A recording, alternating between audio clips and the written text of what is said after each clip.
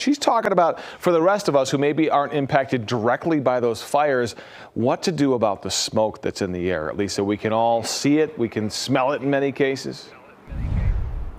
Right, exactly. And there is no doubt that this is not good for our health. That is for sure. So we're on the Fox 31 weather deck right now. If we pan over, it seems like the smoky haze just keeps getting worse and worse throughout the morning. It is getting more and more difficult to actually make out the foothills from our vantage point because, again, of all of that smoke. Right now, as you can imagine, no surprise, right? Air quality in many parts of Boulder, Larimer, and Jefferson counties all ranked as poor from that smoke. So to keep yourself safe, we've heard from medical experts on this. They say those N95 masks can be a big help in filtering out some of the dangerous particulates. And as we talk about wildfire season being year-round, a lot of people say prepping for bad air quality and prepping your homes for this fire risk is kind of our new normal at this point. Wildfire smoke not only potentially harmful to your respiratory system, but to your heart as well. The EPA says short-term exposure over just a few days can increase your chance of stroke, heart attack, even heart failure. So important information here if you have heart or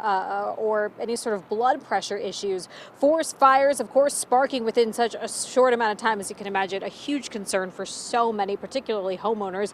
As our pinpoint weather team has explained here recently, our big wet spring that we had, it made for a lot of overgrowth, and then unfortunately we saw all of that stuff dry out, creating tinder, kind of the perfect tinder really for fire to spread quickly, as unfortunately we are now seeing here this week. Experts really stressing just how important it is, of course, to not only limit your time outside, especially if you are at risk. And as for fire risk itself, if you're a homeowner in any of these counties, of course, you want to make sure you're clearing out any dried out plants, leaves, or debris. The number one thing that's feeding those fires is all the dry fuel we have, which is a combination of having a really wet winter and spring. So all of that nice green growth and all those wildflowers this spring are now all dried down because we've had above record temperatures.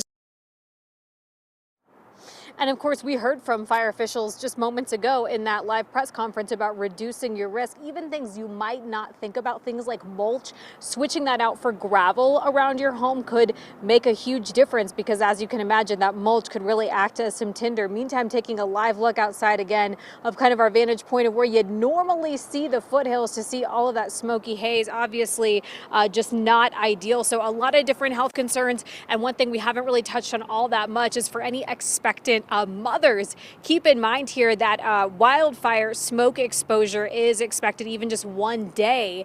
Multiple studies show can increase the risk of a preterm birth, obviously cause development issues as well, in addition to all those cardiovascular issues that we talked about earlier. For now, we're live in Denver. Lisa D'Souza, Fox 31. Certainly something to take seriously. Thanks, Lisa.